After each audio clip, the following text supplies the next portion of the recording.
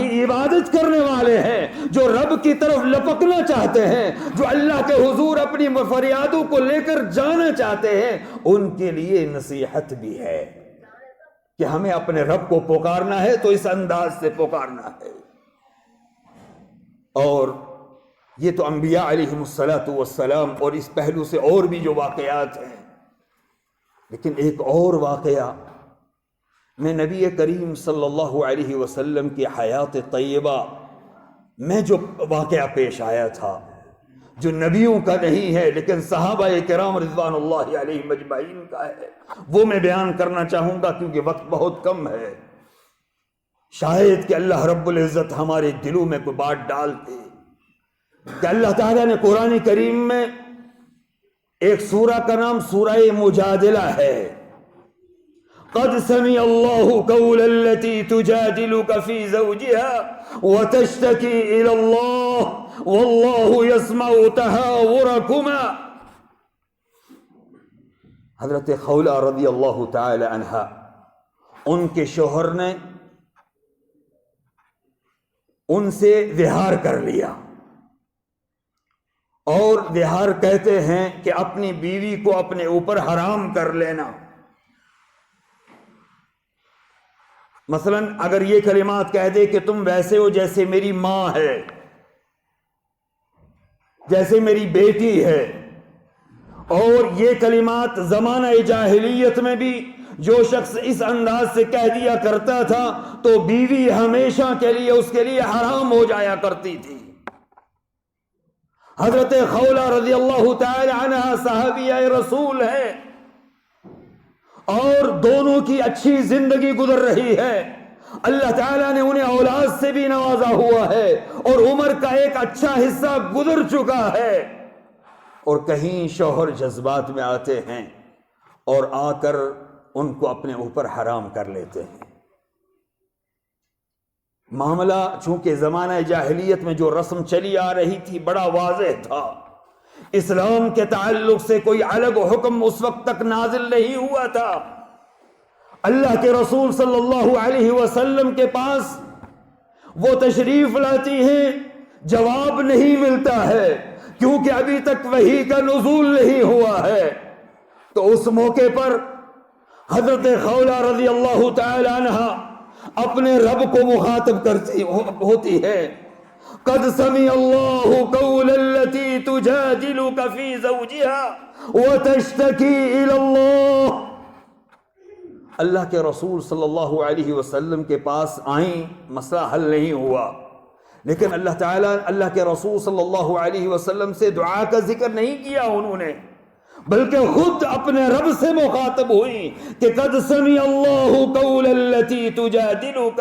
فی زوجها، کہ یقیناً اللہ رب العزت نے اس عورت کی پکار کو سن لیا کہ جب پہلے آپ سے وہ جھگڑا کر رہی تھی، یعنی اللہ کے رسول صلی اللہ علیہ وسلم سے قد سمع اللہ قول التي تجادلك، کہ آپ سے وہ جھگڑ رہی تھی، آپ سے گفت و شنید کر رہی تھی کہ ہم اس مصیبت میں ہیں، ہم اس پریشانی میں ہیں، اس سے آپ نکلنے کا کوئی راستہ بتائیں۔ تجادلك فی زوجها، اور ساتھ ہی ساتھ وتشتکی الی اللہ، اور اللہ سے شکایت بھی کر رہی تھی، اللہ سے اپنی مشکل اور اپنی پریشانی کا ذکر کر رہی تھی۔ اللہ میں اس پریشانی میں ہوں، اس مصیبت میں لاحق ہو گئی ہوں۔ یہ زندگی کا وہ مرحلہ ہے کہ جب ہم آپس میں ایک دوسرے سے الگ نہیں ہو سکتے ہیں، ہماری اولاد ہے، دیگر جو مسائل ہیں زندگی کے۔ وَتَشْتَكِي إِلَى اللَّهِ وَاللَّهُ يَسْمَعُ تَحَاوُرَكُمَا۔ اللہ فرماتا ہے کہ اللہ تعالیٰ کہ اللہ تم دونوں کی آپس کی جو گفتگو ہو رہی تھی اللہ سن رہا تھا۔ یہ ہمارا رب ہے، یہ اللہ ہے جس نے ہمیں مانگنے کا سلیقہ سکھایا ہے، اور صحابہ کرام رضوان اللہ علیہم اجمعین کے گفتگو کے انداز کو قرآن کریم کی آیات بنا ڈالا ہے۔ میرے بھائیو اور بزرگوں، تجادلك في زوجها وتشتكي إلى الله والله يسمع تحاوركما إن الله هو السميع البصير۔ اللہ رب العزت سننے والا اور دیکھنے والی ذات ہے۔ اور دوسرے مقام پر میرے اللہ نے فرمایا تھا وَقَالَ رَبُّكُمُ ادْعُونِي أَسْتَجِبْ لَكُمْ إِنَّ الَّذِينَ يَسْتَكْبِرُونَ عَنْ عِبَادَتِي سَيَدْخُلُونَ جَهَنَّمَ دَاخِرِينَ کہ جو تمہیں کہتے ہیں پوچھتے ہیں انہیں بتا دو وَقَالَ رَبُّكُمُ ادْعُونِي أَسْتَجِبْ لَكُمْ مجھے پکارو میں تمہاری پکار کو سنتا ہوں۔ صحابہ کرام رضوان اللہ علیہم اجمعین جو کہ اللہ کے رسول صلی اللہ علیہ وسلم سے دعائیں کروایا کرتے تھے آ کر، لیکن اس موقع پر جو واقعہ اللہ تعالیٰ نے قرآن میں نقل کیا یہ نصیحت ہے ہم تمام کے لیے کہ جب ہمیں مانگنا ہو تو اللہ رب العزت سے مانگیں، اور اللہ تعالیٰ سن رہا ہے دیکھ رہا ہے، لیکن ہمارا سلیقہ وہی ہونا چاہیے جو سلیقہ دعا کا میرے نبی جناب محمد الرسول اللہ صلی اللہ علیہ وسلم نے سکھایا ہے۔ اور وہ کیا ہے کہ ہم اللہ کی حمد بیان کریں، اپنی دعا شروع کرنے سے پہلے اللہ کی کبریائی بیان کریں۔ اور اس کی میں ایک مثال دوں گا، رسول اکرم صلی اللہ علیہ وسلم کی زبان مبارک سے جو دعائیں نکلتی ہے کہ ہم یا تو وہ کلمات سیکھیں، ان کلمات کو جانیں اور اس انداز سے ہم اللہ کو مخاطب ہوں، اور اگر نہیں تو اسی معنی میں ہم اپنی زبانوں میں اللہ کو یاد کریں، لیکن ہمارا طریقہ اور ہمارا ادب اللہ کو پکارنے کا وہی ہونا چاہیے جو رسول اکرم صلی اللہ علیہ وسلم ہمیں سکھا کے گئے ہیں۔ اللہ کے رسول صلی اللہ علیہ وسلم کی دعاؤں میں سے ایک دعا ہے اللہم لک الحمد کلہ انت نور السماوات والارض ولک الحمد وانت قیم السماوات والارض ولک الحمد وأنت رب السماوات والأرض ولك الحمد وأنت ملك السماوات والأرض ولك الحمد۔ اللہ تیرے لیے ساری تعریفیں ہیں، تو آسمان اور زمین میں جو روشنی ہے اس کا تو مالک ہے، قیم السماوات والارض آسمانوں اور زمینوں کا جو استقرار اور جو تصرف ہے اللہ وہ تیرے ہاتھ میں ہے۔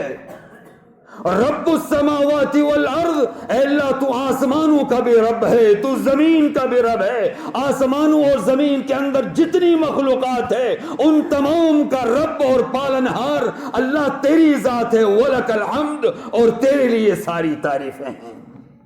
اللہم انت الحق وقولک الحق ووعدک الحق ولقاؤک الحق، اللہ تو حق ہے، تیرا جو وعدہ ہے وہ حق ہے، اور تجھ سے جو ملاقات ہے وہ حق ہے کہ ملاقات ہو کر رہے گی۔ اور اس کے بعد اللہ کے رسول صلی اللہ علیہ وسلم نے فرمایا کہ وَلِقَاؤُكَ الْحَقِّ وَالْجَنَّةُ حَقٌّ وَالنَّارُ حَقٌّ وَالنَّبِيُّونَ حَقٌّ وَمُحَمَّدٌ صلی اللہ علیہ وسلم حق، کہ جنت بھی حق ہے، جہنم بھی حق ہے، اور اسی طریقے سے تمام انبیاء علیہم الصلاۃ والسلام وہ بھی برحق تھے، اور محمد الرسول اللہ صلی اللہ علیہ وسلم بھی ایک سچے نبی تھے۔ اللہم لک اسلمت وعلیک توکلت وبک آمنت والیک عنبت، اے اللہ میں تجھ پر اسلام لایا ہوں، اے اللہ تجھ ہی پر میرا سارا بھروسہ ہے، اے اللہ میں تجھ ہی پر تیری ہی طرف رجوع کرنے والا ہوں، اے اللہ تجھ ہی پر میرا سارا ایمان ہے۔ یہ تمام کلمات اللہ کے رسول صلی اللہ علیہ وسلم کہہ کر آخر میں پھر دعا فرماتے ہیں اللہم اغفر لی ما قدمت وما اخرت وما اعلنت وما اسررت، اے اللہ تو میرے اگلے گناہ معاف فرما، میرے پچھلے گناہ معاف فرما، میرے جو اعلانیہ گناہ ہیں ان کو معاف فرما، جو خاموشی میں گناہ ہوئے ہیں اللہ ان کو معاف فرما۔ انت المقدم وانت المؤخر لا الہ الا انت، تو پہلے سے ہے اور ہمیشہ رہنے والی ذات ہے، اور تیرے علاوہ اللہ کوئی الہ نہیں ہے۔ یہ ادب ہے دعا کا۔ کہ ہم اپنے رب کی کبریائی بیان کریں، اللہ کی عظمتوں کا ذکر کریں، اور جو ہماری ایمان کی بنیادی چیزیں ہیں ان کا ہم ذکر کریں، انبیاء پر ایمان، آخرت پر ایمان، جنت و جہنم پر ایمان، یہ ایمانی معاملات ہیں، ان کا گویا کہ ایک بندہ اظہار کر رہا ہے اللہ کے حضور، اور پھر اپنے رب سے اپنی ضروریات مانگ رہا ہے۔ یہ ادب ہے، یہ طریقہ ہے دعا مانگنے کا۔ اور پھر اللہ رب العزت کے جو اوصاف ہیں، اللہ تعالیٰ کے اسماء حسنی ہیں، ہم ان کا وسیلہ اختیار کریں۔ یہ تمام جو اوصاف بیان کیے گئے ہیں کہ جب ہمیں رحمت مانگنی ہو تو اللہ کی صفت رحمان اور رحیم کو پکاریں، جب ہمیں رزق مانگنا ہو تو اللہ کی صفت رزاق کو پکاریں، جب ہمیں شفا مانگنی ہو تو اللہ کی صفت الشافی کو ہم پکاریں، جب اللہ رب العزت سے مغفرت اور بخشش مانگنی ہو تو اللہ کی صفت غفار اور غفور کو ہم پکاریں۔ رمضان المبارک کی یہ بابرکت ایام ہم سے گزر رہے ہیں، اور اس میں ہمیں اپنا مانگنا ہے، سوتے جاگتے اٹھتے بیٹھتے، عبادات کے پہلے عبادات کے بعد۔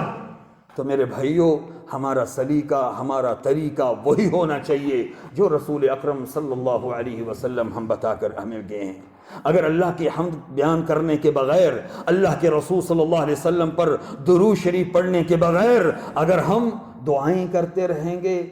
تو وہ دعائیں، ان کا کوئی عطا پتہ نہیں، اللہ کے رسول کے بتائے ہوئے طریقے کے مطابق وہ دعا نہیں ہے، اور پھر قبولیت کی بھی ہمیں اللہ سے امید نہیں رکھنی چاہیے۔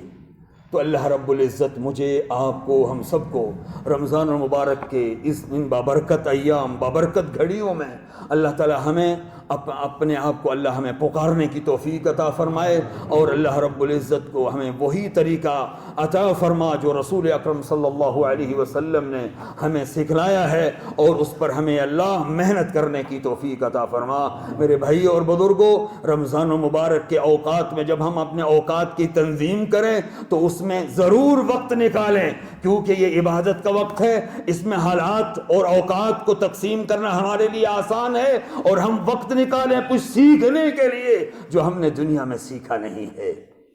جو ابھی تک ہم نے، جو حقیقت میں جو ہماری کامیابی ہے، اس کامیابی کو تک پہنچنے کے لیے جو چیزیں ہم نے سیکھی نہیں ہیں، کوئی IAS ہوگا، کوئی KS ہوگا، کوئی فلاں ہوگا، کوئی ڈکا ہوگا، یہ ساری کی ساری چیزیں یہاں رہ جانے والی ہیں۔ جو کامیابی کا اصل مینار ہے، جو جس کو اللہ نے الفوز الکبیر کہا ہے، الفوز العظیم کہا ہے، وہ رب کی خوشنودی ہے، اللہ کی رضا ہے کہ رب راضی ہو جائے۔ جب رب راضی ہوگا تو اللہ دنیا بھی عطا کرے گا، اللہ عزت بھی عطا کرے گا، اللہ دولت بھی عطا کرے گا، لیکن وہی پہلو، وہی اسلوب ہمیں اپنانے کی ضرورت ہے۔ اللہ مجھے، آپ کو اور ہم سب کو کہنے اور سننے سے زیادہ اللہ تعالی ہمیں عمل کرنے کی توفیق عطا فرمائے۔ سبحانک لا علم لنا الا ما علمتنا انک انت العلیم الحکیم۔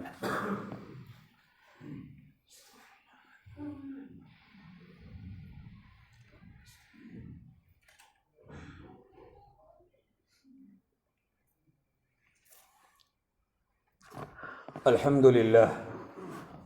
لله نحمده ونستعينه ونستغفره ونؤمن به ونتوكل عليه، ونعوذ بالله من شرور أنفسنا ومن سيئات أعمالنا، من يهده الله فلا مضل له ومن يضلل فلا هادي له، وأشهد أن لا إله إلا الله وحده لا شريك له، وأشهد أن محمدا عبده ورسوله. أما بعد، فإن خير الحديث كتاب الله، وخير الهدي هدي محمد صلى الله عليه وسلم، وشر الأمور محدثاتها، وكل محدثة بدعة، وكل بدعة ضلالة، وكل ضلالة في النار. أعوذ بالله من الشيطان الرجيم. إن الله وملائكته يصلون على النبي يا أيها الذين آمنوا صلوا عليه وسلموا تسليما. اللهم صل على محمد وعلى آل محمد كما صليت على إبراهيم وعلى آل إبراهيم إنك حميد مجيد. اللهم بارك على محمد وعلى آل محمد كما باركت على إبراهيم وعلى آل إبراهيم إنك حميد مجيد. محترم بھائی اور بزرگوں، رمضان المبارک کی یہ جو بابرکت ساعات ہم سے گزر رہی ہیں، ان میں خیر کے بہت سارے کام ہیں، اور انشاءاللہ اگلے جمعہ کے جو خطبے ہوں گے ان میں بہت سارے مسائل پر آپ سے گفتگو ہوتی رہے گی۔ انہی میں سے ایک اللہ کے راستے میں خرچ کرنا اور خیرات کرنا ہے، جو واجبی حق زکوٰۃ کی شکل میں ہو یا استحبابی حق جس کی فضیلت اور جس کی اہمیت اللہ تعالیٰ نے قرآن کریم میں اور رسول اکرم صلی اللہ علیہ وسلم نے اپنی احادیث مبارکہ میں کی ہیں، کہ اللہ کے رسول خود حضرت عبداللہ بن عباس فرماتے ہیں کہ کان اجود الناس وکان اجود ما یکون فی رمضان، کہ اللہ کے رسول صلی اللہ علیہ وسلم بڑے سخی تھے، لیکن رمضان المبارک میں ان کی سخاوت کی کوئی حد نہیں ہوا کرتی تھی۔ تو اس پہلو سے ہمیں جتنے بھی جو خیر کے راستے ہیں ان میں اللہ کے راستے میں ہمیں خرچ کرنے کے لیے اللہ نے جو مال کی نعمت ہمیں عطا کی ہے اس نعمت میں بخل سے کام نہیں لینا ہے، بلکہ اللہ تعالیٰ نے قرآن کریم میں فرمایا کہ اقیموا الصلاة وآتوا الزکاة وأقرضوا اللہ قرضا حسنا وما تقدموا لأنفسكم من خیر تجدوه عند اللہ هو خیرا وأعظم اجرا، کہ نماز کو قائم کرو، زکوٰۃ کو ادا کرو، اللہ کو قرض دو، وَأَقْرِضُ اللَّهَ قَرْضًا حَسَنًا، قرض چونکہ واپس ہونے والا ہے، اسی لیے صدقہ اور خیرات کو اللہ کے راستے میں دینے کو اللہ نے قرض کیا ہے، کیونکہ اللہ رب العزت اس کو ضائع کرنے والا نہیں۔ وَمَا تُقَدِّمُوا لِأَنفُسِكُم مِّن خَيْرٍ، جو بھی بھلائی کا کام تم کر رہے ہو اپنے لیے، لِأَنفُسِكُم، اپنے لیے، یہ تمہارے، تو اللہ تعالیٰ وَمَا تُقَدِّمُوا لِأَنفُسِكُم مِّن خَيْرٍ تَجِدُوهُ عِندَ اللَّهِ هُوَ خَيْرًا وَأَعْظَمَ أَجْرًا، تم اللہ کے ہاں اجر اور ثواب کے اعتبار سے تم بڑا عظیم مقام پاؤ گے اور عظیم اجر سے نوازے جاؤ گے۔ تو اس پہلو سے میرے بھائیوں اور بزرگوں، ہمیں اپنے مال میں سے اللہ کے راستے میں، جس میں ہمارے رشتہ داروں میں غریب مسکین اور جو محتاج ہیں ان کو، اور اسی طریقے سے ہمارے جو دینی ادارے جہاں کتاب و سنت کی نشر و اشاعت ہو رہی ہے اور جہاں کتاب و سنت کو پھیلایا جا رہا ہے، اور بالخصوص آج کے دور میں یہ ہم تمام لوگوں کی ذمہ داری ہے، اور اس ذمہ داری سے ہمیں الگ نہیں ہونا چاہیے کہ ہم اس کو ذمہ داری سمجھ کر کہ جہاں سے کتاب و سنت کی نشر و اشاعت ہو، اللہ کے راستے میں ہم خرچ کریں اور اس پہلو سے ہم دین کی خدمت کر سکیں اللہ تعالیٰ۔ لیکن اس میں ایک بات کی ضرور میں نشاندہی کروں گا کہ ہر دل میں سچے اور جھوٹے، فراڈی اور حق والے ہر پہلو پر موجود ہیں، اور یہاں ادا کرتے وقت ہماری ذمہ داری ہونی چاہیے کہ جہاں یہ مال اللہ کے راستے میں لگتا ہو، جہاں کتاب و سنت کی نشر و اشاعت کا کام ہو رہا ہو، وہیں ہمارا پیسہ جائے۔ اس میں اگر ہم سستی کر رہے ہیں تو اس میں ہم بھی ذمہ دار ہیں، اور جو لینے والا ہے وہ اپنا بوجھ خود اٹھائے گا۔ اللہ رب العزت ہمیں کہنے اور سننے زیادہ عمل کرنے کی توفیق عطا فرمائے۔ اور مسجد کے آخر میں جو گیٹ کے پاس پوسٹر ہیں رمضان المبارک کے تعلق سے، جس میں اوقات سحر اور افطار بھی ہیں اور ساتھ میں کچھ دینی مسائل بھی ہیں، تو وہ ساتھی اپنا جو ہے وہ اپنے گھر کے لیے بھی، اور اگر کہیں آس پڑوس میں جہاں ضرورت آپ کو محسوس ہو تو اس اعتبار سے یہاں سے جو ہے وہ اٹھا کر لے جا سکتے ہیں۔ اللہ رب العزت ہمارے رمضان المبارک کے روزوں کو قبول فرمائے، اللہ تعالیٰ ہمیں رات کی عبادتوں کی کرنے کی توفیق عطا فرمائے، رات کا قیام نصیب فرمائے، قرآن کریم کی تلاوت کرنے کی اللہ ہمیں توفیق عطا فرمائے، اور ذکر الہی میں مگن رہنے کی اللہ ہمیں توفیق عطا فرمائے۔ ربنا آتنا فی الدنیا حسنۃ وفی الآخرۃ حسنۃ وقنا عذاب النار، ربنا تقبل منا انك انت السميع العليم۔ عباد الله ان الله يأمر بالعدل والإحسان وإيتاء ذي القربى وينهى عن الفحشاء والمنكر والبغي يعظكم لعلكم تذكرون، اذكروا الله يذكركم وادعوه يستجب لكم، وآخر